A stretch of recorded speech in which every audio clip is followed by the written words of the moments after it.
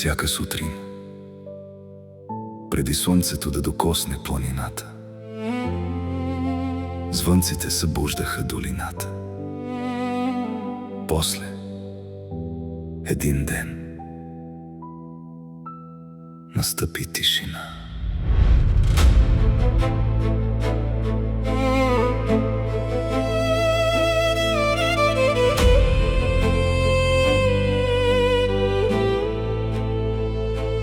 Петдесет години вървеше по същата пътека,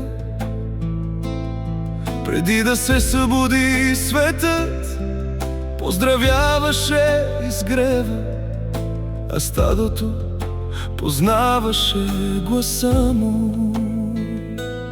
Всяка овца, всяко куче, всяка скала беше част от живота му.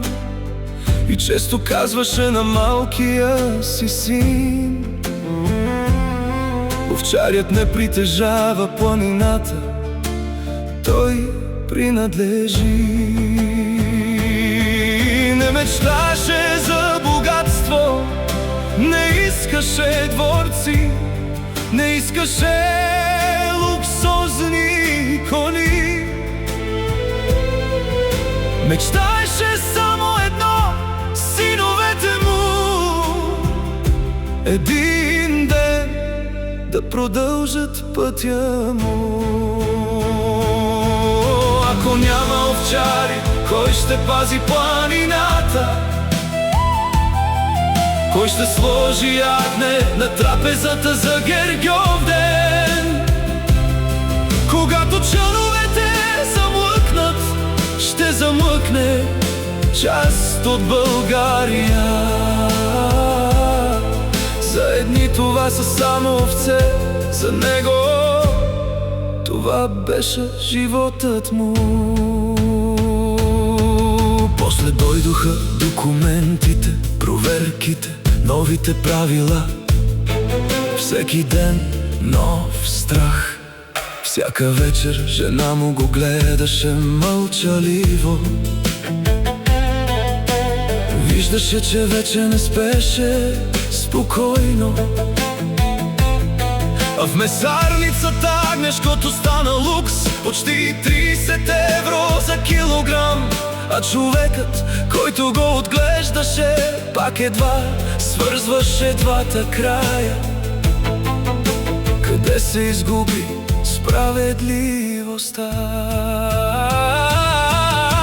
Една вечер синът му каза: татко, няма да се предадем, ще се борим, твоето стадо няма да изчезне. И за първи път старият овчар заплака.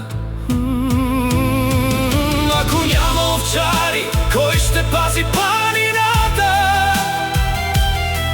Кой ще сложи агне на трапезата за Гергьов ден? Когато чановете замлъкнат, ще замлъкне част от България.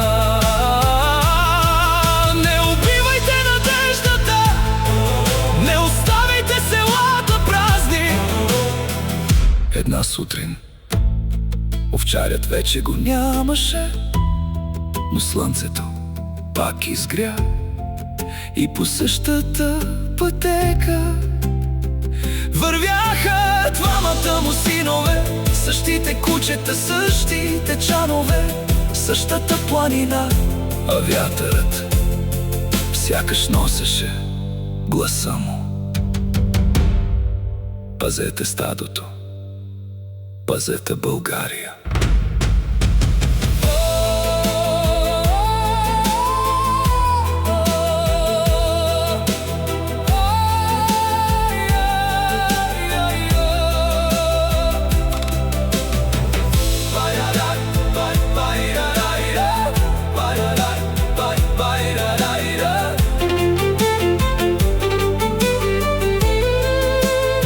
Последният овчар не си отива, докато има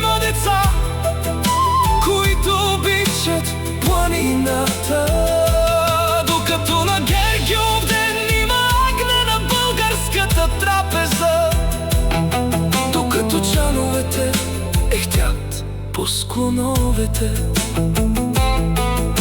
България ще има душа и последният овчар